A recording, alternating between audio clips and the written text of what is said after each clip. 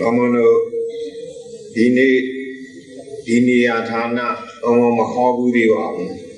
The whole near Tana say, Bomoa, a bed a gabi, they are forward. No? A bed a gabi Shinari Bodra Matimia Gia Niva. Shinari Bodra Matimia Ga Lusa Vira, Twitter, the Garama, Yandamini, do the berries, and Toda Chia, a young, choose down forward. No? Godavan Chitwabi, so in Niban the Gam, Niban bed, you are near Ligware at where. Now Masodo was she to Vido, the Graga, Naga, Hana, Niban won water. No? A good Diana Breda, Bonduro, you never, Pomoa. Oh, Kawat Andarana, Swiri, Nuri, Dogere, Buguri, Dumya, Gilabi, or Sodira. And of course, Swiri, Nuri, Swam, you on me, a Joji, do Devore, and Echen, a Gudiana, Breda, Bongo, Gomoa, a better gambe, Sula, Todavam, Chide, they are Hova, eh? They are Better be Bejazi that there. Aguduri, Pipin Bido, Bodava, Angeza, Shedwame, a Golum Shimanaso, Golum of Chichima Chime, no? Homongaro, a Golum Shia of Homava. Navimelu, the true Jian Hong Jamali, Janet Bugu Leve. Paramiro Chitwabi, no? A better gapi down, Jinsen, we don't even take Ramyama, Viva Suade. A better gapi on Jinsen, Benabaro. Dinama and Dina, Dina, we don't Dina, Sinje, Diame, Dinama Barero. Dina, we don't be Dina, a chin, Dina, we don't be a Sinje, no? Dina, Sinje, Ninama, and Nina, say down, we don't be say Sinje, Ninamaga, Barelo. Say down, we don't be say Sinje, no? Don't nama, Dati, we don't be a use Sinje, don't namaga bare. Dati, we don't be a use Sinje. Le nama, Kinka, we derana, we don't be Kinka Sura, Yumat and the Ya. We derana Sura, Lomia, Vigo, no? We don't be Sinje, we see Kisama, Sinje, Kinka, we derana, we don't be Yumat and the Ya, Lomia, we see Kisama, Sinje, I don't we don't even a marching Yanyo, Dinama, Dila, we don't be Ninama, Seda, we don't be Lonama, Dati, we don't be Linama, Kinka, we derana, we don't be Hogala. Eh, we don't be Leva, Jinsen, they are Jenushi. Hipogudi, Sula Todava, and Meda Shipiro, Berega, Big Pongo. We don't even Nagaraji, Fonman, no? Eh, we don't even Nagara, Pone, a dime, Pomoa, Dina, we don't Dina, Sinje, who Nava Dila, you be Javi Moda. Eh, Navadila, you be there, Dunya, Luponya, Apo, Navadila, so yeah, Dila, we don't be, Dila, Sinje, no? Eh, Dila, Sinje, Majo, Mapao, Majam, Mapiao, Song Shao, Majo, Suraga, a Charlie, a Chapila, yea, you record. Jude, so dear, little corner, Lunia, Aina, ဘုံဘုံတို့ဝိသက်သင်္ကန်းများနှခမ်းလေးရာစုပ်သွားတတ်တယ်နော်အဲ့လိုနှခမ်းစုပ်လို့ရှိရင်ကျိုးတဲ့သီလခေါ်တယ်ဥပမာအားဖြင့်ပါဏာတိပါဒဆိုတာအဆုံးကဘယ်လိုလို့သူရာမေရယနိစ္စပမာဒအဲ့ဒီပါဏာတိပါဒနဲ့နောက်ဆုံးသူရာမေရယကျိုးပြက်သွားရင်ဒါကျိုးတဲ့သီလလို့သီလမကျိုးစီရဘူးနော်အေးမကျိုးမပေါက်အလေကောင်ကသီလလေးပြက်သွားရင်ပေါက်တဲ့သီလခေါ်တယ်အင်ကြီးတွေလုံကြီးတွေမိလောင်ပေါက်တယ်လို့ရှိတယ်မဟုတ်လားအေးအဲ့ဒါလိုပဲ၅ပါးသီလအလေကောင်ကသီလဆိုဘယ်လိုလို့ကာမေတုမိစ္ဆာသာရာဟုတ်လားအေးကာမေတုမိစ္ဆာသာရာကျိုးလို့ရှိရင်ဒါပေါက်တဲ့သီလလို့ခေါ်တယ်နော်မကျိုးစီရဘူးမပေါက်စီရဘူးပြီးတော့မကြားမပြောင်းတဲ့မကြားတယ်ဆိုတာကနှစ်ခုသုံးခုဇက်တိုက်ပြက်လို့ရှိရင်ကြားတဲ့သီလခေါ်တယ်နကြားကြီးတွေကြားတော်ဝါကြီးတွေရှိတယ်မို့လားအစင်းကြီးတွေဖြစ်အဲ့ဒါလိုပဲပါဏာတိပါဒနဲ့အာရိနာရနဲ့နှစ်ခုပြက်မယ်နောက်ကလည်းပဲမူရာဝါဒနဲ့သူရာမေရိယနှစ်ခုပြက်မယ်ဆိုဒါဆိုကြားသွားတယ်နော်ကြားတဲ့သီလမကျိုးစီရဘူးမပေါက်စီရဘူးမကြားစီရဘူးဟုတ်လားမပြောက်ဆိုတာကတော့အပြောက်ကလေးတွေနှပြောက်လို့ရှိတယ်နော်အေးကုတိကလအုပ်တွေပါလေဆိုလဲအပြောက်ကလေးတွေဒီလည်းပဲပါဏာတိပါဒတစ်ချက်ပြက်လိုက်နောက်တစ်ခုကြော်လိုက်သူကာမေတုမိစ္ဆာရာပြက်လိုက်နောက်တစ်ခုကြော်လိုက်သူရာမေရိယအဲ့လိုတစ်ခုစီကြောပြီးတော့ပြက်လို့ရှိရင်ဒါပျောက်တဲ့သီလလို့ခေါ်တယ်နော်မကျိုးမပေါက်မကြားမပြောက်အောင်စောင့်ရှောက်နိုင်သည်သဘောပေါက်ပါလားသဘောပေါက်ပါအေးတကယ်လို့တပည့်တော်တို့ကမစောင့်ရှောက်နိုင်ဘူးဆရာပါဏာတိပါဒသူများအသက်အခါတလေလဲရှင်လေးတွေရင်လေးတွေအုံးတွေဖမ်းနေချလိုက်ကိုယ်ကနေဖြန်းနေထွက်လိုက်ပြီးသွားပါဏာတိပါဒကံထိုက်အဲ့လိုဆိုလို့ရှိရင်ဩငါမှားသွားပြီနောက်ကိုဒီလိုအယမ်းမဲ့ရှင်လေးတွေရင်လေးတွေမတတ်တော့ဘူးလို့ပြန်ပြီးတော့စောက်တည်လိုက်ရင်ဒါသီလဝိတ္တုဖြစ်ပါတယ်ဟောပေါ့လားအေးအဲ့လိုတကယ်လို့တစ်ခုခုပြက်သွားရင်လည်းပဲပြန်ပြီးတော့စောက်တည်ပါခုံတော်ကြီးတွေဆိုလို့ရှိရင်လည်းဒေသနာကြားပါဟုတ်ကလားဒေသနာကြားလိုက်လို့ရှိရင်ဒါသီလဝိတ္တုဖြစ်တယ်တဲ့သီလစင်ကြယ်သွားပြီဟုတ်လားမှန်ပါပါအေးတရားရောက်ကပြောမယ်ပေါ့သီလမစင်ကြယ်စီနေပြီဗျာတပည့်တော်အလေကောင်ကသီလဝိတ္တုမဖြစ်ခြင်းနေပြီစီစိတ်တဝိတ္တုဒိဋ္ဌိဝိတ္တုအထက်ဝိတ္တုတွေဖြစ်အောင်ကျင့်မယ်ဗျာမဖြစ်ဘူးလားဆိုမဖြစ်ပါဘူးလေလို့နော်သီလဝိတ္တုမဖြစ်ဘဲနဲ့စိတ်တဝိတ္တုဖြစ်အောင်လုပ်လို့ဖြစ်ကြလားအေးဥပမာအားဖြင့်တိုက်ကြီးတစ်လုံးဆောက်မယ်ဆိုအောက်ကဖောင်ဒေးရှင်းအခြေခံကောင်းတာနော်အခြေခံဘာမှမဆိုဘဲနဲ့အပေါ်ရန်ကမြေပြော်လေးတော်မယ်တဲပေါ်မယ်တင်းနေပြီးတော့အုတ်တွေစီလှုပ်လိုက်ရင်ဒီတိုက်ကပြိုမှာသဘောပေါက်တယ်မဟုတ်လားအေးအဲ့ဒါကြောင့်စိတ်သီလဝိတ္တုသီလမစင်ကြယ်ပဲနဲ့စိတ်တဝိတ္တုဖြစ်အောင်ကြောပြီးတော့ကျင့်မယ်ဆိုကျင့်လို့မရပါဘူးနော်အဲ့ဒါတဲ့ကြောင့်သီလဝိတ္တုဖြစ်အောင်သီလစင်ကြယ်အောင်ကာယကံဝစီကံကိုထိမ့်ပါတဲ့နော်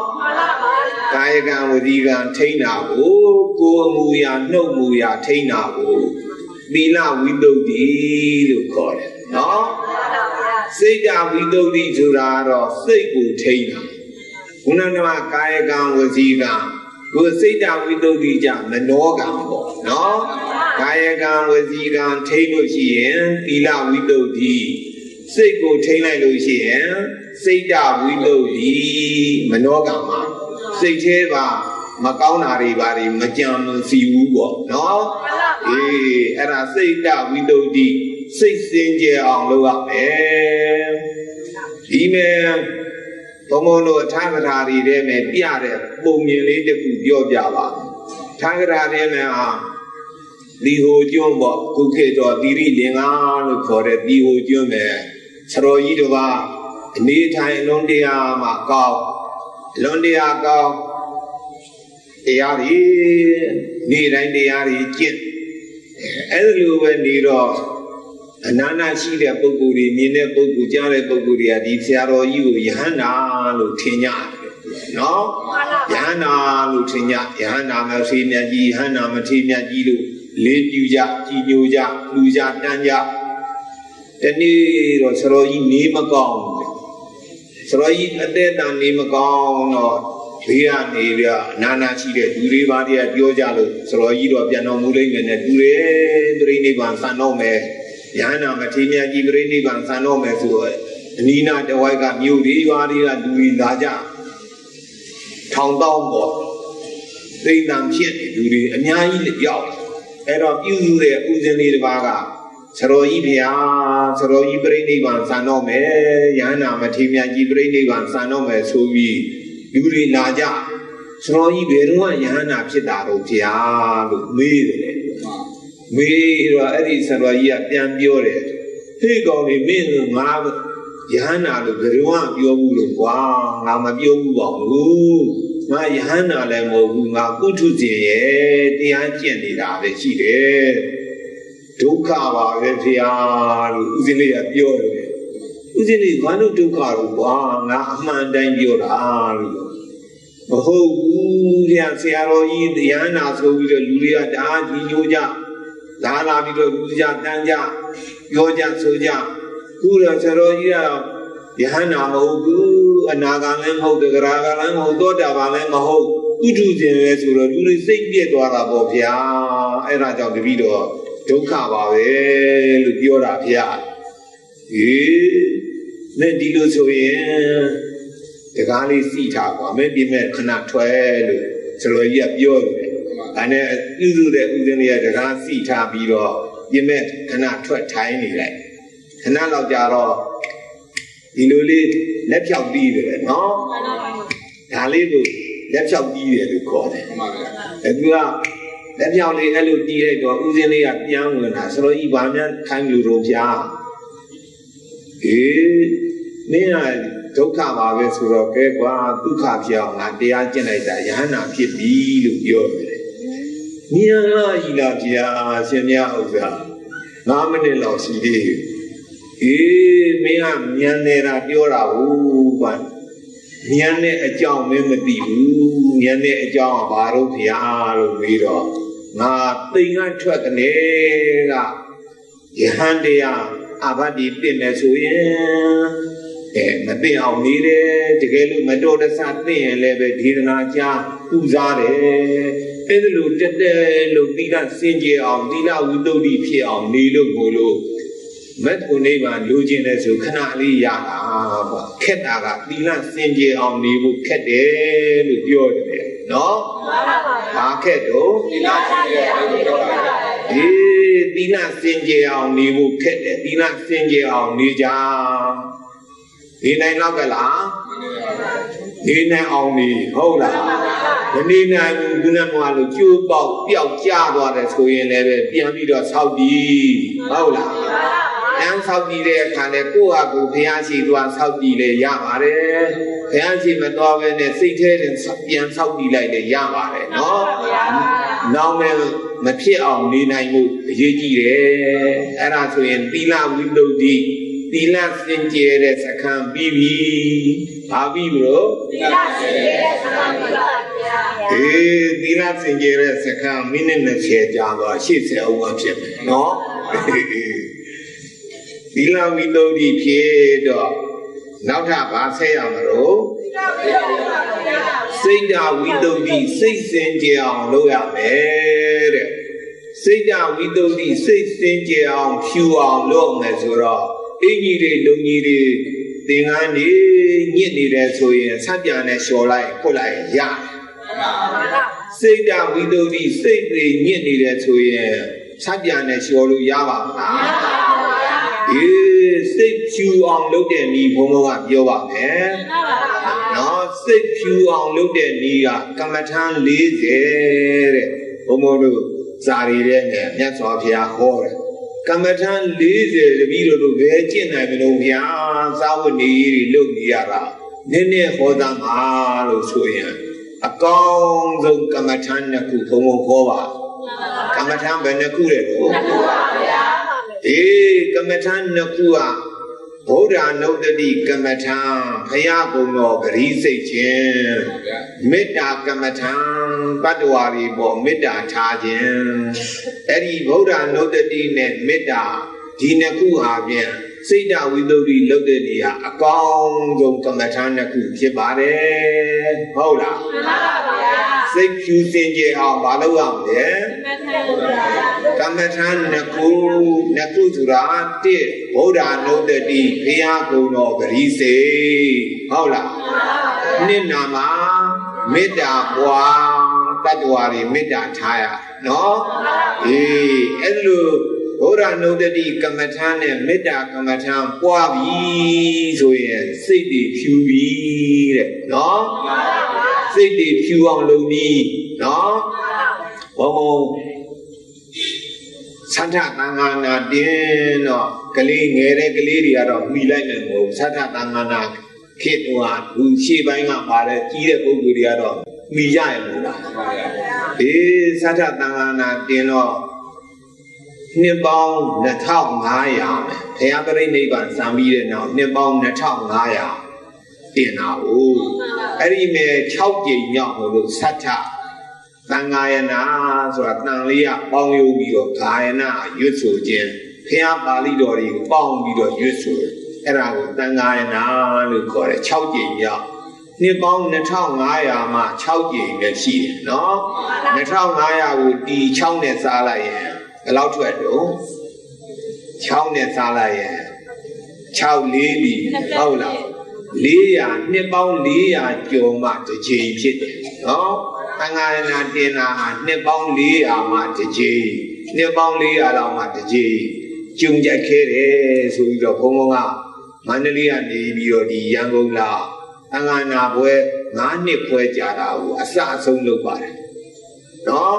အစအဆုံးကကျုံကြက်ခဲတဲ့ကုသိုလ်ယူမယ်ဆိုပြီးတော့လုပ်အဲ့ဒါလိုလုပ်တဲ့အတွက်အစိုးရကဂုဏ်ပြုတဲ့အနေပြန်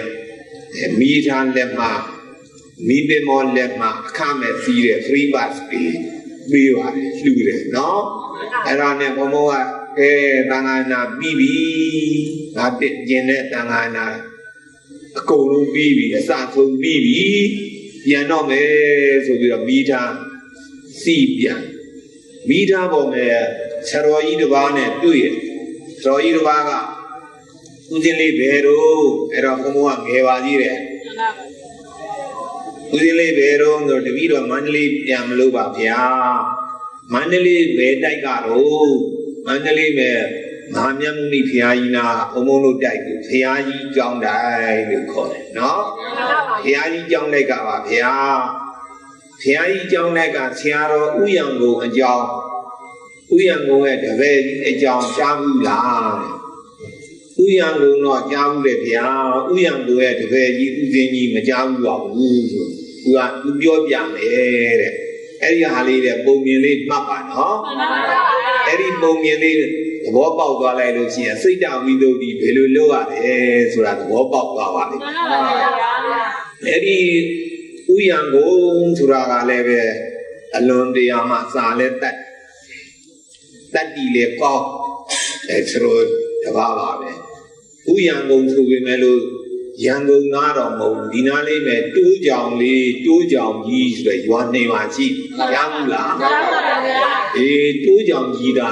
သူကဟောလောက်ကလေးအသက်9နှစ်သားအရွယ်နဲ့ကမန္တလေးရောက်လာမောင်ကျောင်းသားလေးဘယ်ဟာတော့ရန်ကုန်ကပါသူကနည်းနည်းကြွပြောလိုက်တော့တကယ်ကတော့တိုးကြောင်ကြီးတော့မောင်ရန်ကုန်လို့သူခေါ်ကြနောက်ကိုရင်လေးဘယ်ဟာတော့ရန်ကုန်ကပါကိုရင်ရန်ကုန်နဲ့ခေါ်ကြနောက်ဦးစင်းရန်ကုန်လို့ခေါ်ကြနောက်ကျောင်းနိုင်ဘုန်းကြီးဖြစ်ဘုန်းကြီးရန်ကုန်နောက်ဘုရားကြီးတိုက် Nanga long the town you see, educate one, Nanga Yamana me and Yado John like you. Every John like you may throw each every Uyanguma. Uyanguma that you lay alone call, that you come with the Kubio. Guru John me now you sleep hard only, meet up and Oga Kenneth only sleep hard only. Every sleep hard only that chat, carry the larger. Who call you a look on meet up home, meet up, Nanga home, Abia. But Johnny and Piapo will keep the no one, only Piaco. Tell me, my piano. You're me out, chat my job. Yaja, don't call the video, go in a going last, leave out only the other being tidy mess not like. Now the day larger, the reward only machine we. Rapiam you are who Maria Chaja, Yaja, don't call your front line. The corner yellow zero, Sa Piananti, Edward English being a hotel. Piananti, Messari, Dinamo, you who need to walk. Comes on me, oh, Rivado, that you may not be there. Illusion, any comes on Kuro, Taco Yagido, full eyes, Piana, maybe English being a. Maybe later, Seattle, Uyango, Tabu Yai, Liver leader Yagi, Bullet. At all being a Sipian Siari call for a view. Caddy double, where you kidney the Tiran. Sipian Siari at your being a many, he got you me young. No, he got you me young. Now somewhere Okomo, the become show like that, Jimmy and Nampa, you're on there. Tiai died of how she ever need your papa. And I mean, the Mandri Yaka, the Tanani copy, Arikuyam, that people. No, I don't be our daddy comment. There is a roya, a car of Ujani, Udeni song and Yana. Hey, Udeni Ladam, in the way Tabiadam. Lapia. In the way there, Sonia and Nene Guam. Sana Jubilee Lucky. Here the Milda, Sabione, Chimoya Glee, Siamaba, Ilu, Memowa, Lubio. Read of Mandalay of that Tony Shivavia, the Kama, Sonia Wang, Yabu, Doro Bunga, Nere, Uoibe, Dina, Ataga, Me, Yoga Su, Chapama, Bali. You need time of the yard, we saw the no. We in the lockdown. Solely Soyali Nene to pass out. Yare Udini Guidia down Sava Piano. Eh, men Bawat and Radana Negel when you eat Pinida. Don't eat any women, human are. Simony, one if you are could be Go and eat in and then la, the way you la his, the Jamo Koda, Sabri the go with it. Yo, or is Sabri men, a fine baby, many Sabri and Manepo, but he's Seva say, Yada. Neither San and I, but he's Seva say, Nya Iya when Seva say, the neighbor, but he but don't say, wow, yo. The neighbor, but I'll say, Menakengo, Seva, Nilego, Yawe, Seva, sing it, Maka sing it, the video, Tinisa. There, come me, David Nedudia, Seva Gabani, say, oh, me, your Yamani, oh, Arahang, so good, Tabasi, Memberia, oh. Diana Shilonchi, Ria and Lochi, on the ship where Boda said, Yaragola. A dear ship where Pia Selacana, Tayman in it, Riba, Diana Shilo, no? I know Diana Shilo, Riba, Arahana, Tabasi, now Tamanda Mudo, Tabasi. Wizarana Tambano, Devasi, သူကတော့ဆိုပြီးတော့တပတ်စိတ်ပြီးတော့လောကဝိတုဆိုတပတ်စိတ်ပြီးတော့အနုတ္တရောဆိုပြီးတော့တပတ်စိတ်ပြီးတော့မှပုရိသဓမ္မသာရတိတပတ်စိတ်ပြီးတော့တထာဒေဝမနုဿာနံတပတ်စိတ်ပြီးတော့ဘုဒ္ဓဆိုပြီးတော့တပတ်စိတ်နောက်ဘဂဝါဆိုပြီးတော့တပတ်စိတ်ဘုရားကုံတော်10ပါးတပတ်နဲ့10ပတ်စိတ်ွာလို့ပြောတယ်စိတ်ပါမယ်ဗျာဒီနေ့ကိုစိတ်ပါတပြီးတော့ဒါပေမဲ့လို့ဘုရားကုံတော်9ပါးမဟုတ်လားဗျာအရှင်မြတ်10ပါးလားလို့မေးတယ်ကွာအေးကွာမင်းမှတ်ထားဘုရားကုံတော်10ပါးဝိသုဒ္ဓိနဲ့တဂရာကြီးလည်း10ပါးပဲဖွင့်တယ်ကွာပါရဇိကအထဂရာကြီးလည်းပဲအတူတူပဲ10ပါးပဲဖွင့်တယ်ဘုရားကုံတော်10ပါးရေးကြည့်လိုက်ပါဦးအရဟံသမ္မာသမ္ဗုဒ္ဓောဝိသရဏသမ္ပန္နောသူကတောလောကဝိတုအနုတ္တရောဒီမဲ့အနုတ္တရောကိုလက်တချိုးထားနော်အနုတ္တရောပုရိသဓမ္မသာရတိတထာဒေဝအနုဿာနံဘုဒ္ဓဘဂဝါ10ပါးသိရမလားသိပါပါဗျာအေးဘုရားကုံတော်10ပါးဇဂတာကြီးနဲ့ဆောင်လုံးဖွင့်တယ်မှတ်ထားပြီးတော့9ပါးဆိုတာကတော့ဒုတိယနီးတချို့ကကဏ္ဍမဲ့ကောက်လိုက်လို့ရှိရင်9ကဏ္ဍမှာအကြီးဆုံးကိုအကြီးဆုံးဖြစ်အောင်ဆိုပြီးတော့အနုတ္တရောနဲ့ပုရိသဓမ္မသာရတိ2ပါးပေါင်းလိုက်ရင်တော့ဘုရားကုံတော်9ပါးဖြစ်တယ်ဟုတ်ကလားဘုရားကုံတော်အမှန်ကဘယ်နှပါတော့အေး10ပါးဘုရားကုံတော်10ပါးပရိစိတ်ွာလို့ပြောတော့ဓမ္မဗျာတပည့်တော်ဒီနေ့စိတ်ပါမယ်ဗျာနေ့လေ7နာရီကစမယ်ဗျာစိတ်ညာအေယာဝန်းစိတ်မနေ့ခင်အေယာဒ10ပါးစိတ်ပြီးတော့တပိတ်ကလေးတုတ်မန္တလေးကြတော့ခတ်တော်ဆုံးခံကြအဲ့ဒါလူနဲ့သွားတော့ဆရာတော်ကြီးဥယျာဉ်ကတပည့်စီလဲဟေးဘုံသိကြီးလာအောင်မင်းညပရိစိတ်ကလားစိတ်ပါတယ်ဗျာမနေ့ကနေ့လေ10ပါးညအေယာဝန်း10ပါးအခုမနေ့အေယာဒတပြီးတော့10ပါးစိတ်ပြီးပြီဗျာဆုံးခံသွားမလို့ပါလို့ပြောတယ်အေးဟုတ်ပြီဒါပေမဲ့လို့တခုကြံသွားလို့ကွာဓမ္မဗျာမရှိပါဆုံးခံသွားတဲ့အခါမဲ့မေတ္တာတုတ်ရွတ်သွားရတယ်ဘာတုတ်ရွတ်တာအေးမေတ္တာတုတ်ရွတ်သွားမေတ္တာတုတ်မရွတ်ဘူးဆိုရင်တွေ့တဲ့တော်တွေခွေတွေ့ကြက်တွေ့ငှက်တွေ့စာလေးတွေ့ကြီးကန်းတွေ့ရှိသမျှတတော်တွေကျမ်းမာပါသည်ချမ်းသာပါသည်လို့အဲ့လိုမေတ္တာပို့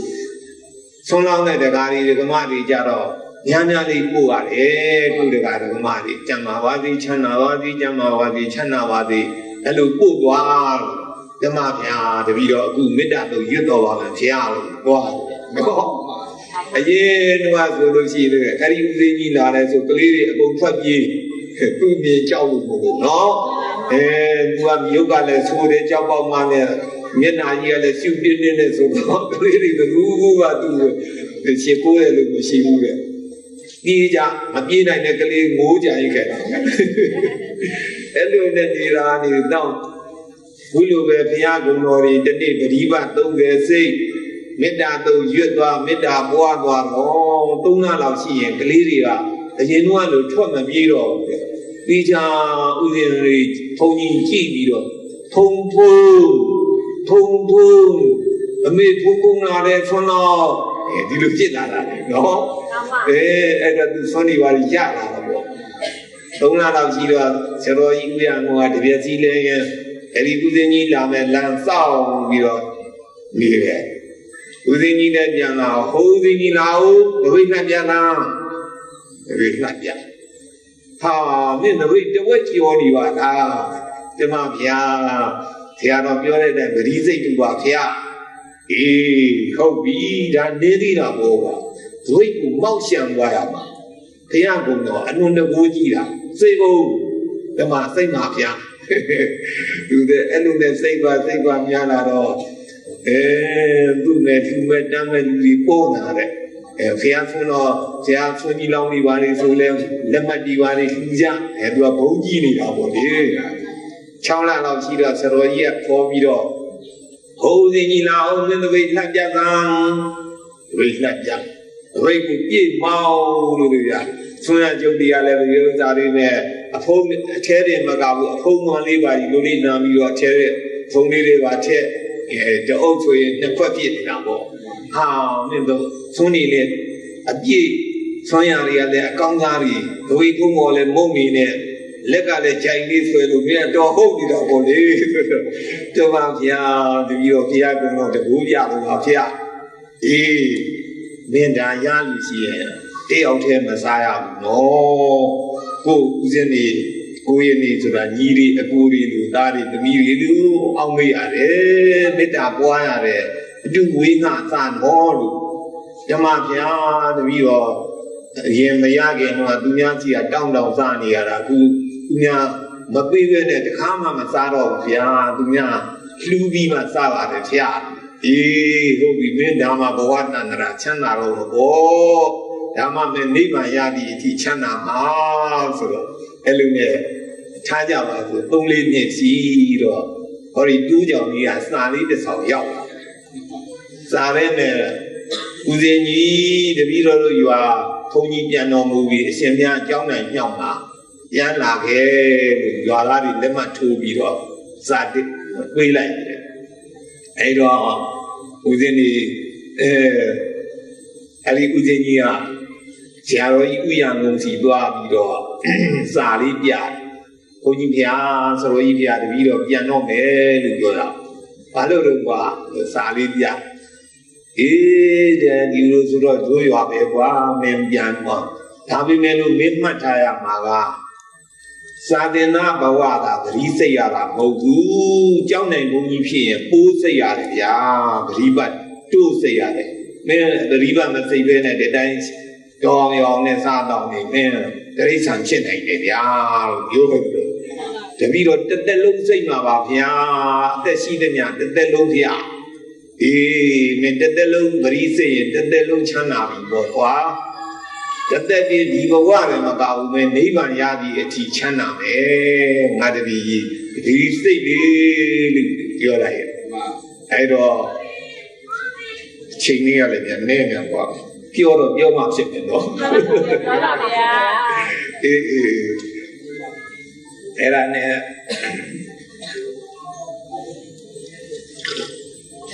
အရိဥဒင်းကြီးပြန်လာမန္တလေးကဘုံဘုံတို့ငယ်ငယ်လောက်ဒီမှာပေါ့အင်္ဂလိပ်ခေတ်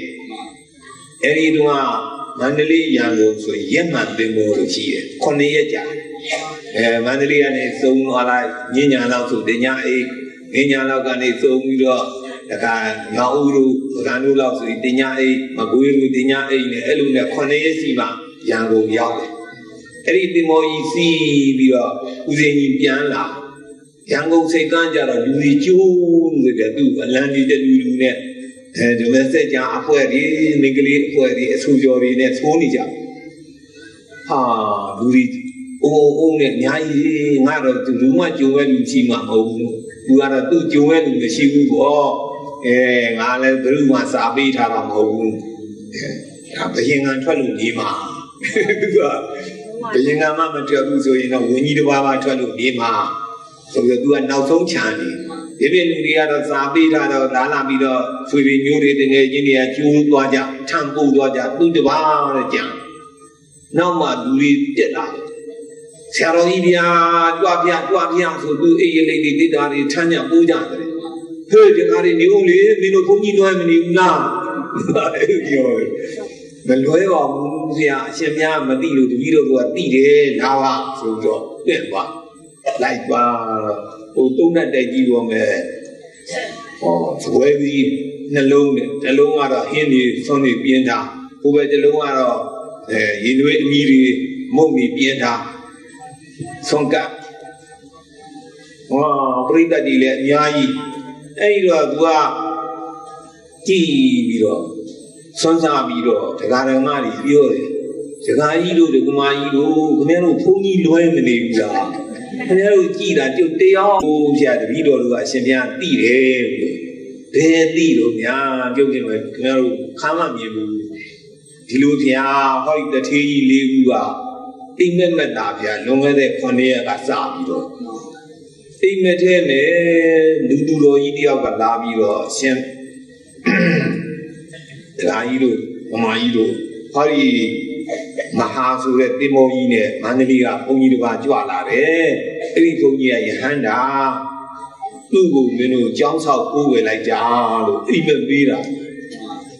တင်ညာရဲလည်းမဟုတ်ဇက်တိုက်ပေးတာဗျာတယောက်လည်းမဟုတ်၄ယောက်ကိုဇက်တိုက်ပေးတာအဲ့ဒါကြောင့်တပည့်တော်တို့၄ယောက်ကတိုင်ပင်ပြီးတော့အရှင်ဘုရားကိုကြောင်းဆောက်ကိုးဝယ်မလို့ဖျားလို့မဖြစ်ပါဘူးဗျာလို့ပြောတယ်ကွာဘောင်းလူတို့ဗျာကြောင်းဆောက်တော့ဘာလို့မဖြစ်ရတာကိုဒီလိုဗျာကျုပ်ကတိုးကြောင်ကြီးတာ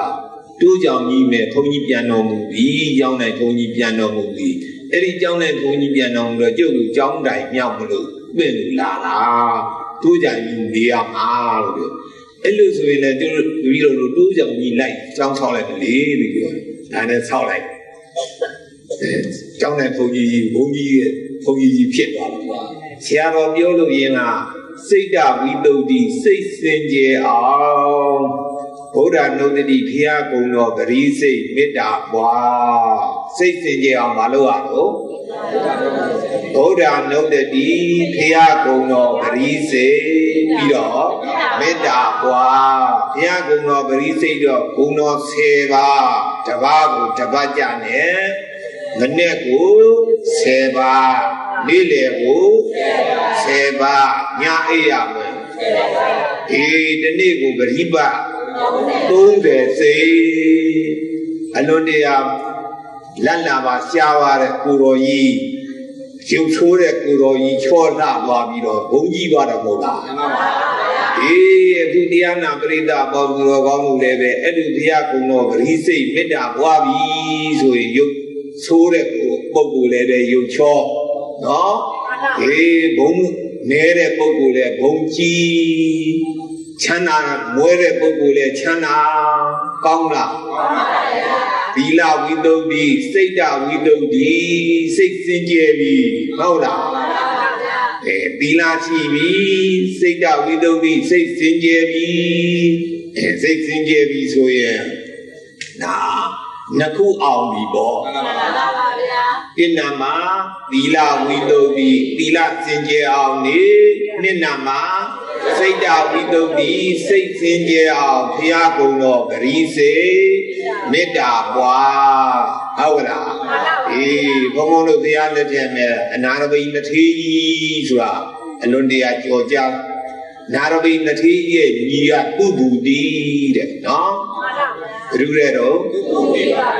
ပုဗ္ဗူတိကနောက်ပိုင်းကျတော့သူကယဟန်ဝစ်ပြီးတော့တရားကျင့်လိုက်တာခဏလေးအတွင်းမဲ့ယဟန္တာဖြစ်တယ်သူကဘာလို့သူယဟန္တာဖြစ်တယ်လဲလို့သူ့ကိုမေးကြများညာတော့သူကလွန်ခဲ့တဲ့ကဘာတသိန်းလုံးကဘုရားကုံတော်ကြီးပရိစိတ်ခဲ့လို့တဲ့ဟုတ်ကလား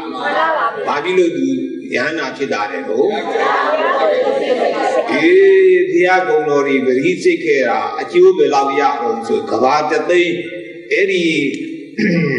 ဘုရားလက်ထက်ဂရုမုဒ္ဒရာဘုရားလက်ထက်ကစပြီးတော့ဒီဘုရားလက်ထက်အထိကဘာပေါင်းတသိန်းအဲ့ဒီတသိန်းမဲ့သူအပေတဘဝမှမလားတော့ဘူးလေနော်အဲ့ဒါကြောင့်ခုတရားနာပရိသတ်ပေါင်းသူတော်ကောင်းတို့ကလည်းပဲ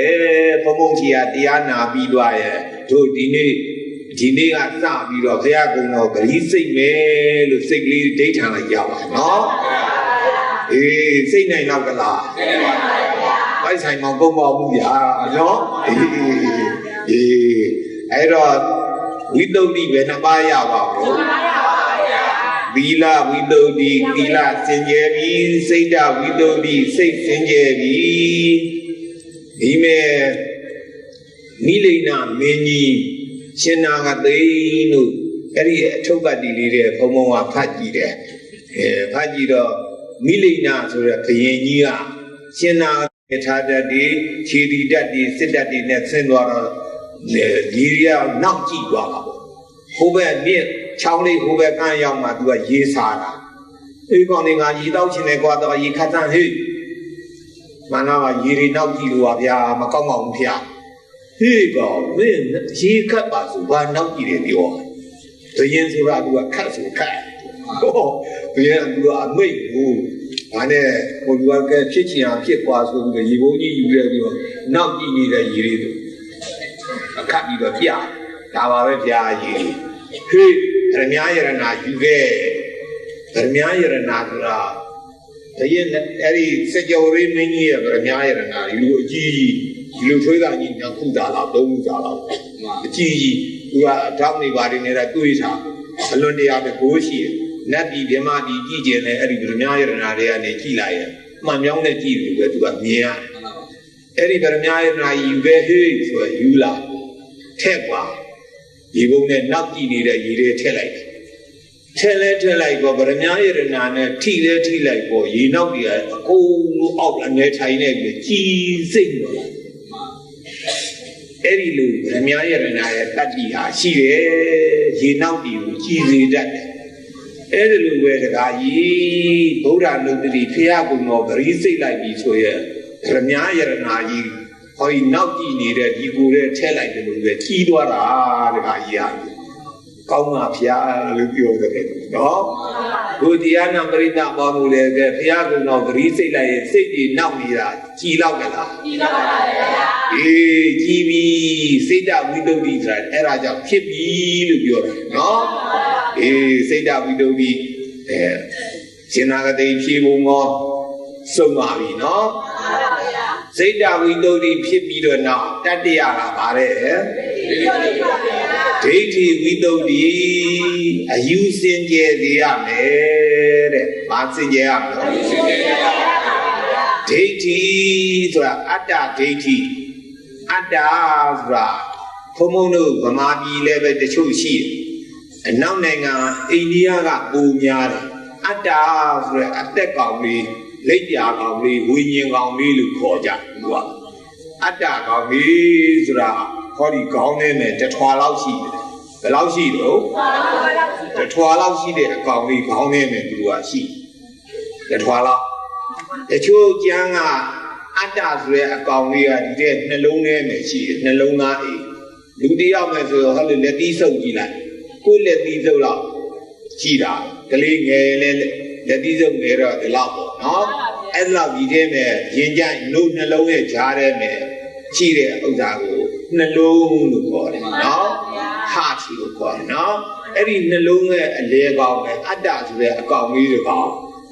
တမိုက်တော့ရှိတယ်တဲ့သူတို့ယုံကြည်ချက်ပေါ့နော်တချို့ကျမ်းကတော့ဟောဒီလေเจ้าမှာဒီနားလေးစလုတ်ကလေးမြင်မှုတယ်ပေါ့လားဟုတ်ပါဗျာယောက်ျားတွေကပူကြီးရဲ့မိန်းကလေးတွေကစလုတ်သိမ့်မရှိဘူးနော်အဲ့ဒီစလုတ်ကလေးတွေနဲ့အတ္တဆိုတဲ့အကောင်လေးကလက်မတော့ကြီးရှိတယ်တဲ့အဲ့ဒီလိုသူကယုံကြည်တာမြတ်စွာဘုရားကအတ္တဆိုတဲ့အကောင်လေးမရှိဘူးအနတ္တနော်အနတ္တနာအတ္တအတ္တဆိုတဲ့အသက်ကောင်လိပ်ပြာကောင်လေးဒီနာမရှိအနတ္တအသက်ကောင်လိပ်ပြာကောင်ဝိညာဉ်ကောင်လေးတထွာလောက်လည်းမရှိဘူးတမိုက်တော့လည်းမရှိဘူးလက်မတော့လည်းမရှိဘူးအနတ္တဝါဒမြတ်စွာဘုရားသခင်ရဲ့ဝါဒကဘာဝါဒလဲအေးအတ္တဆိုတာလေဒီကိုယ်ကိုဟောတာပေါ့ကိုယ်ကတော့ရှိတာပေါ့နော်ဘာမရှိတာတော့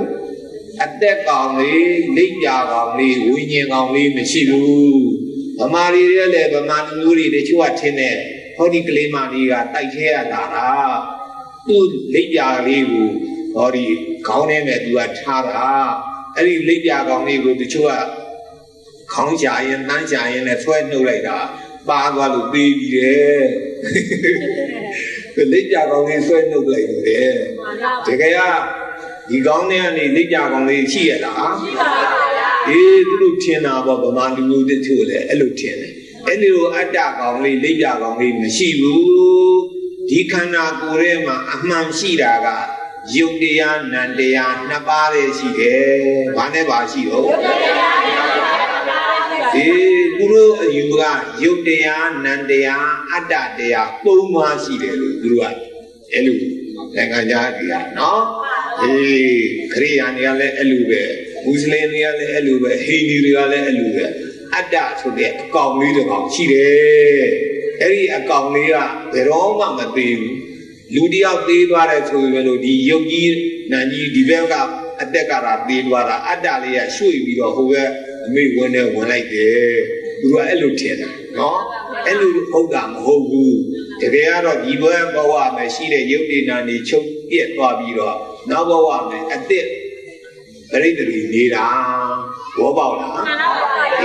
အတ္တဆိုတာမရှိဘူးဘာနဲ့ဘာသာရှိတော့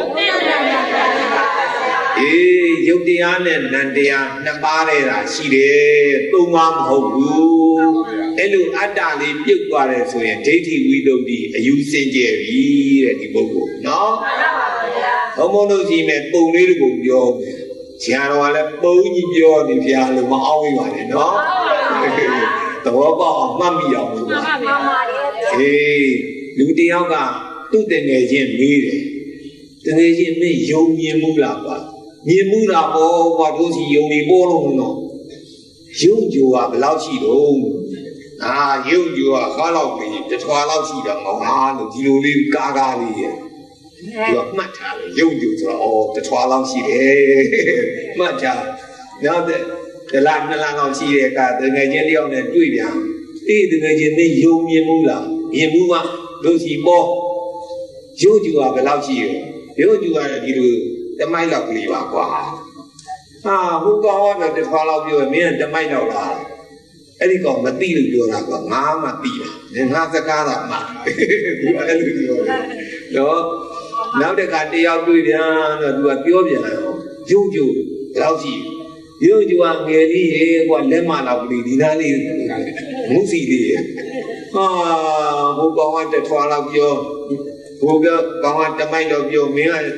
လက်မလောက်ပြီးပြောအမျိုးမျိုးဖြစ်နေတာအဲ့ဒီကောင်ကြီးမသိလို့ကွာငါစကားနဲ့မှတ်စမ်းပါသူကလည်းသူစကားသူမှတ်စီချင်တယ်အဲ့လိုပေါ့ဒိဋ္ဌိတွေကလည်းပဲတချို့ကအတ္တဆိုတဲ့အကောင်လေးကခေါင်းနဲ့ပဲတထွာလောက်ရှိတယ်တချို့ဒိဋ္ဌိတွေကအတ္တဆိုတဲ့အကောင်လေးကနှလုံးအိမ်ထဲမှာတမိုက်လောက်ကြီးရှိတယ်တချို့ဒိဋ္ဌိတွေကအတ္တဆိုတဲ့အကောင်လေးကဟောဒီလေပင်စလုံးကျဲလက်မလောက်ကြီးရှိတယ်ဘုံဘုံတို့ကခွဲစိတ်ကုသတဲ့ဆရာဝန်ကျောင်းသားတွေဆရာဝန်ဆရာကြီးမေးကြည့်ခေါင်းထဲမှာအတ္တဆိုတဲ့အကောင်လေးတွေ့ဘူးလားမရှိပါဘူးဗျာခေါင်းထဲမှာအုံနောက်ပဲရှိတာပါဟုတ်ကဲ့လားအတ္တဆိုတဲ့အကောင်လေးတစ်ကောင်တွေ့ဘူးလားနှလုံးခွဲစိတ်ကုသတဲ့ဆရာဝန်တွေဆေးကျောင်းသားတွေမေးမင်းတို့နှလုံးခွဲဘူးလားခွဲဘူးတယ်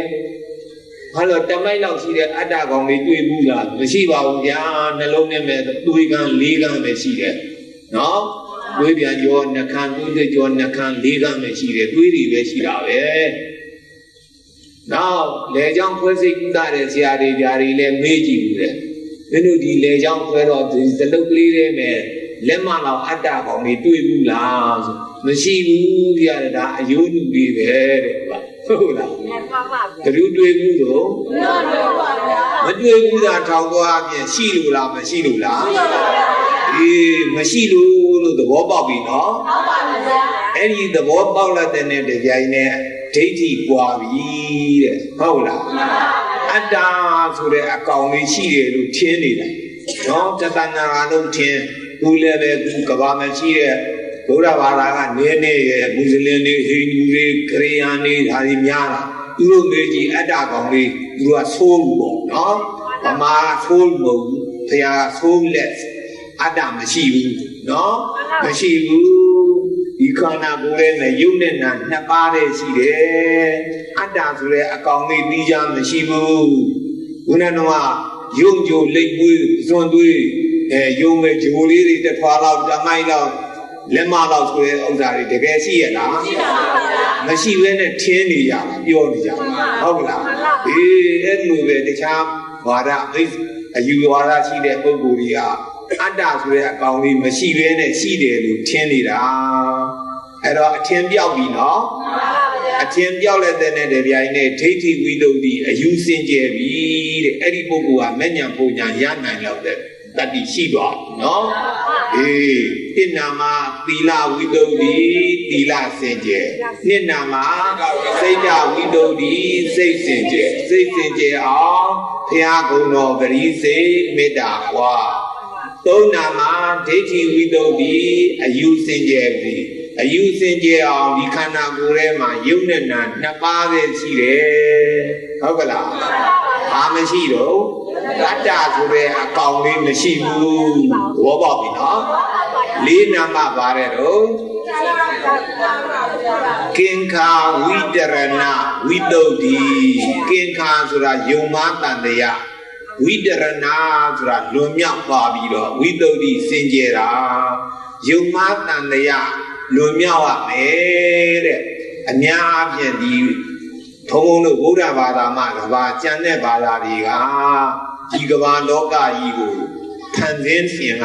တကူရှင်ကဖန်ဆင်းထားတာလို့အဲ့လိုယူဆဘယ်လိုယူဆလို့အေးဘုံဘုံတို့ဟိန္ဒူတွေဗြဟ္မဏတွေကြတော့ဟိုဘိရှနုလို့ခေါ်တယ်သူတို့ခေါ်ဗမာတွေကတော့ဗိတနိုးလို့ခေါ်ကြတယ်နော်ဘိရှနုကဖန်ဆင်းထားတာဒီကဘာကြီးကို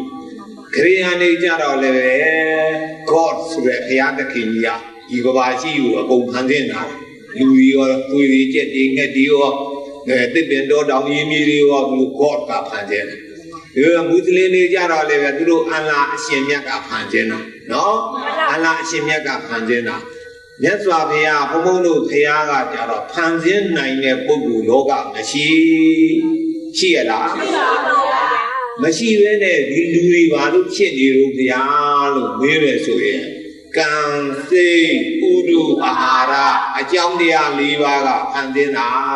ဘယ်သူကဖန်ဆင်းတာလဲကံစိတ်ဥဒုအာဟာရအေးကံဖန်ဆင်းတော့ဒီမျက်စိနားနှာခေါင်းရှားကိုယ်စိတ်တို့ဒါတွေကကံကဖန်ဆင်းတာနော်ဒီကလထိုင်ကြီးတွေပါဓာတ်ဘူးတွေဆိုရင်မျက်စိနားနှာခေါင်းရှားကိုယ်စိတ်တွေပါရဲ့လားသူတို့ကံမရှိဘူးသူကဥဒုဇာယုတ်တွေနော်ဒီလူတွေတတ္တဝါတွေကြတော့မျက်စိနားနှာခေါင်းရှားကိုယ်စိတ်အဲ့ဒါတွေကကံ့ကြောင့်ဖြစ်တဲ့ယုတ်တွေဖို့တကိုးရှင်ကဖန်ဆင်းလို့ဖြစ်တာမဟုတ်ဘူးဟုတ်ကဲ့မို့လားပြီးတော့ခုပြောနေတဲ့အတန်ဒီဖုံဖုံပြောနေတဲ့စကားတန်ဒီခုဒကာဒကမတွေကလိုက်ပြီးတော့သာဓုခေါ်တာတွေထောက်တဲ့တရားထောက်တာတွေအဲ့ဒါတွေကစိတ်ကြောင့်ဖြစ်တဲ့အတန်ဒီဟုတ်ကဲ့မို့လားအေးကံစိတ်ဥဒုကြောင့်ဆိုတော့ခုဆောင်းနှင်းဆိုအေးတယ်မဟုတ်လားဘုံဘုံတို့မန္တလေးဆိုပိုးအေးပြတာတော့ကိုချန်တုံးလို့လူတွေနော်အေးရေခဲတွေဟိုဘုရားဦးတို့ပဲတို့ဆိုရေတွေနှင်းနေဖြစ်အဲ့ဒါဥဒုကြောင့်ဖြစ်တဲ့ယုံနော်ကံစိတ်ဥဒုအာဟာရစားလိုက်တဲ့အစာတွေကြောင့်လည်းပဲလူတွေအားတွေပါတွေရှိတယ်မဟုတ်လားအေးအဲ့ဒါအကျဉ်းအားဖြင့်ဆိုရင်တော့ကံစိတ်ဥဒုအာဟာရအကြောင်းတရား၄ပါးကြောင့်ဖြစ်ပြနေတာတကူရှင်ကဖန်ဆင်းလို့ဖြစ်တာမဟုတ်ဘူးဘောပေါက်တယ်နော်နည်းနည်းအလတ်သားဆိုရင်တော့ပဋိစ္စသမုပ္ပါ12ပါးပဋိစ္စသမုပ္ပါအကြောင်းတရားဘယ်နှပါးတော့အဝိဇ္ဇာသင်္ခါရဝိညာဉ်နာယုအလယနာဖတ္တဝေဒနာတဏဥပါဒံဘဝဇာတိသရမရဏ12ပါးအကြောင်းတရား12ပါးကြောင့်အကျိုးတရား12ပါးဖြစ်ပြနေတာဘောပေါက်တယ်နော်ဒီသူ့ရဲ့နည်းနည်းကြဲကြဲချဲ့ရင်ပဋ္ဌာန်း24ပစ္စည်းကြောင့်ဟေတုပစ္စယောအရမဏပစ္စယောအဓိပတိပစ္စယော24ခုရှိတယ်မို့လား24ခုသောပစ္စည်းတရားကြောင့်24ပါးသောပစ္စယုပ္ပန်တရားတွေဖြစ်နေတာတကူရှင်ကဖန်ဆင်းလို့ဖြစ်တာမဟုတ်ဘူးဘောပေါက်တယ်နော်အဲ့ဒါလို့အကြောင်းကြောင့်အကျိုးဖြစ်တာတကူရှင်ကိုပယ်လိုက်တဲ့တပြိုင်နက်အဲ့ဒါကင်္ခာဝိတရဏဝိတုဒ္ဓိဝိသိကိစ္စလွန်မြောက်သွားပြီတဲ့ဟုတ်ကလားအေးကင်္ခာဆိုတာဝိသိကိစ္စယုံမှားတန်တရားအမှားလို့နော်ဝိတရဏဆိုတာလွန်မြောက်သွားတာလွန်မြောက်ဆိုတာဘုရုကိုပယ်လိုက်တာလို့ဆိုတကူရှင်ကိုပယ်လိုက်တာ တကုရှင်ဖန်ဆင်းနိုင်တဲ့တကုရှင်မရှိဘူးနော်မှန်ပါပါဘုံဘုံတကားတော့ရန်ကုန်ကပဲဘုံသွားတယ်မန္တလေးယထာစီသွားတကားကြီးတယောက်နဲ့တွေ့သူကတရားဟောဆရာကြီးဆိုတော့ကဲသူကလည်းဟောနေကြအတိုင်းဘုံဘုံကိုတရားဟောတယ်ဘုံဘုံကတရားနာဓမ္မပေါ့သူကတရားဟောတော့ဟောသူကြိုက်တယ်လို့ဟောပြီးဆိုဟောတယ်သူကသူတို့ဖျားကောင်းတဲ့အကြောင်းဒီလူတွေလည်းပဲမျိုးစုံဖြစ်အောင်သူတို့ဖျားကဖန်ဆင်းတာချမ်းသာအောင်လည်းဖန်ဆင်းတယ်ဆင်းအောင်လည်းဖန်ဆင်းတယ်ဘလောက်လူတွေတတ်လာပျောက်သေးဆိုအကုန်ကြောက်တော့ကောင်းတဲ့ဖျားရှိပါမလားဖျားအဲ့လိုဖန်ဆင်းနိုင်တဲ့ဖျားဘယ်ရှိမှတော့ဗျာဘယ်ရှိမှတော့ဒီကကြီးအောင်တပည့်တို့ဖျားကအဲ့လိုတကိုးကြီးတယ်ဖျားရှင်များတို့ဖျားအဲ့လိုကြီးရလားတဲ့သူကမကြည့်ပါဘူးများလို့ပြုတို့ဖျားကဖန်ဆင်းတာမဟုတ်ဘူးလို့တပည့်တို့ဖျားအကုန်ဖန်ဆင်းတာတဲ့အဲ့တော့ဖန်ဆင်းနိုင်တဲ့တကိုးရှင်ဖျားကိုကိုယ်ွယ်တိုက်တာပေါ့တပည့်တို့ဖျားကမှတကယ်ကိုယ်ွယ်တိုက်တာရှင်များတို့ဖျားဗုဒ္ဓကိုယ်ွယ်တိုက်ဘူးပေါ့သူကဟောတာဘုံဘုံကလည်းကဲဟောပါလေဆိုတော့နားတယ်ပြီးပြီတနာကြီးလောက်ဟောပြီဆိုမှကဲခင်ဗျားဟောတာတနာကြီးလောက်ကြာပြီကျုပ်ဟောအောင်တယ်လို့ဆရာတော်ကသူပြောတယ်ကဲခင်ဗျားတို့ခင်ဗျားကတကိုးကြီးတယ်ဗျာအကုန်လုံးဖန်ဆင်းနိုင်တယ်ဆိုရင်ခင်ဗျားသိရုပ်မချောဘူးအသားလည်းနဲ့မဲတယ်ရုပ်ချောသည်အသားဖြူသည်ခင်ဗျားတို့ဖျားကူကဲတောင်းတာလိုက်ဆမ်းပါတကိုးနဲ့ကောင်းကင်ကနေပြီးတော့မောင်ဟာမင်းရုပ်ချောသည်အသားလည်းဖြူသည်ကဲကျုပ်ရှိတယ်ချိုးပြတာပါရပါရပါသူမတတ်နိုင်တော့ဘူးနော်အေးအဲ့ဒါကြောင့်ခင်ဗျာဖန်ဆင်းနိုင်တဲ့ပုဂ္ဂိုလ်ဆိုတာလောကမရှိဘူးပြုတို့ဘုရားကဖန်ဆင်းတဲ့ဝါဒမဟုတ်ဘူးအကြောင်းကြောင့်အကျိုးဖြစ်တာဘာကြောင့်ဖြစ်တာလဲဒီအကြောင်းကြောင့်အကျိုးဖြစ်တာအကြောင်းကောင်းကောင်းလုပ်ရင်အကျိုးကောင်းကောင်းရမယ်အကြောင်းမကောင်းလို့ရှိရင်အကျိုးမကောင်းဘူးအဲ့လိုအကြောင်းကြောင့်အကျိုးဖြစ်တယ်လို့သဘောပေါက်လာရင်အဲ့ဒါပစ္စယပရိက္ခဉာဏ်တဲ့အကြောင်းတရားကိုသိသိတဲ့ဉာဏ်နော်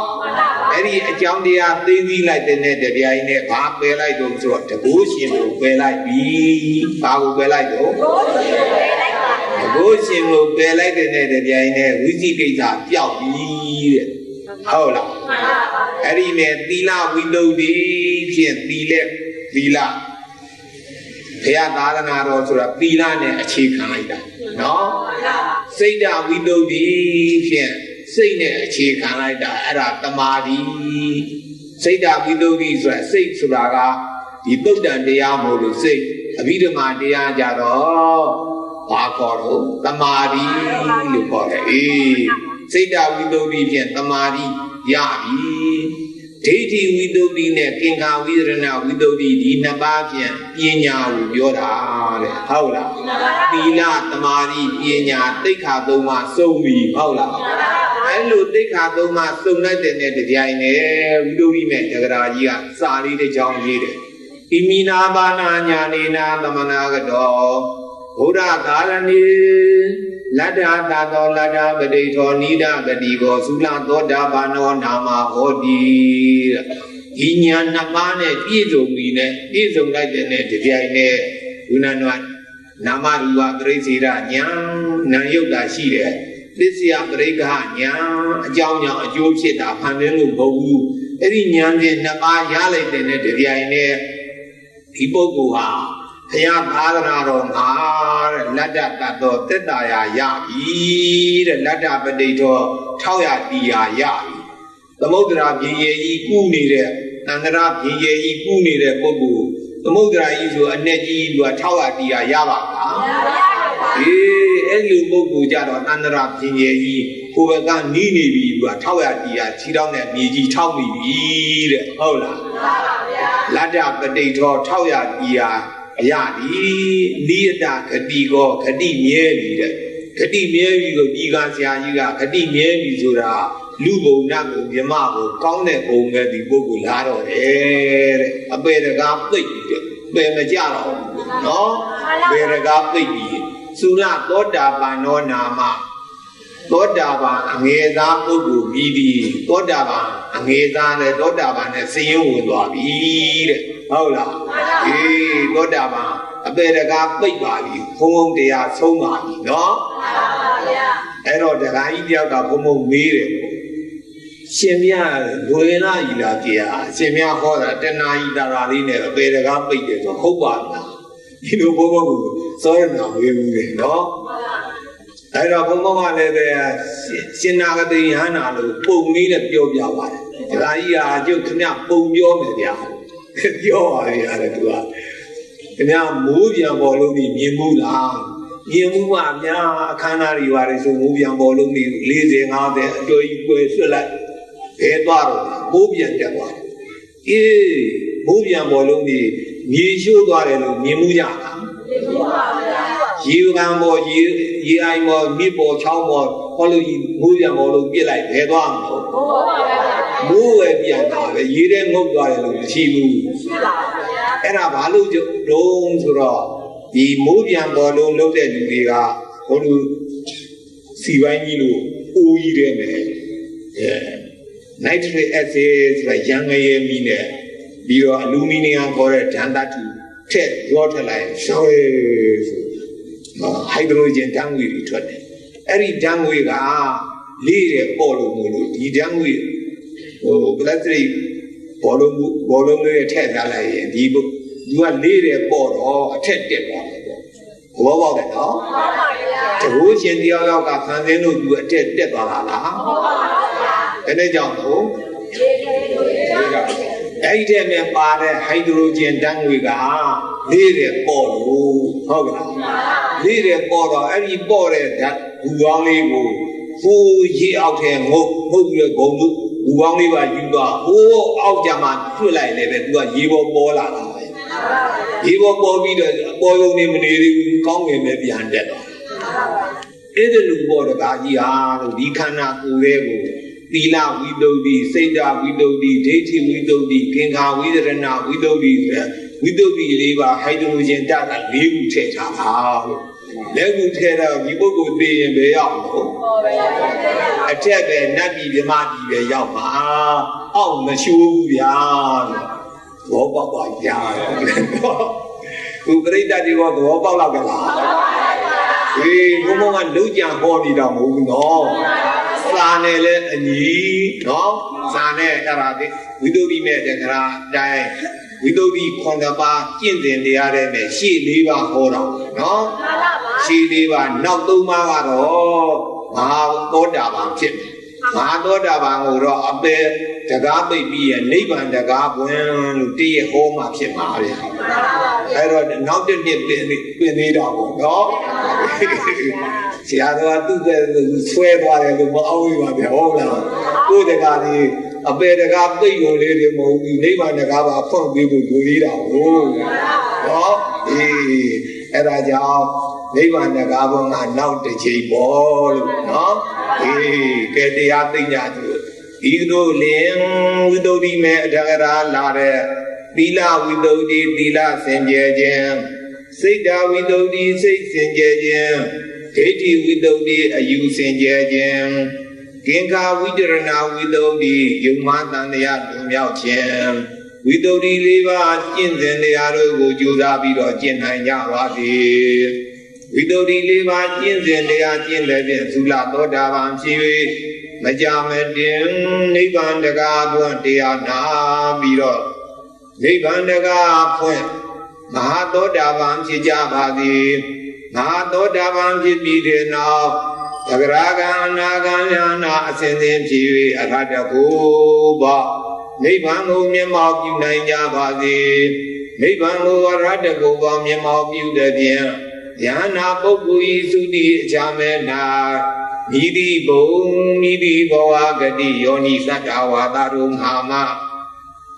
တပန်ဓမ္မ၍မဖြစ်ရခြင်းဆိုတဲ့အနုပါဒနိရောဓ အနုပါဒပရိနိဗ္ဗာန်ကိုစီစံနိုင်ကြပါသည်အနုပါဒပရိနိဗ္ဗာန်ကိုစီစံညာရသည်ဖြင့်ကမ္မဝေကိလေသာဝေဝိပါကဝေဒီဟုသောဝိဒုက္ခခတေတံနရမိတော်မိဘုံကြီးအပြေတိုင်းငြိမ်းရပါစေကုန်သတည်း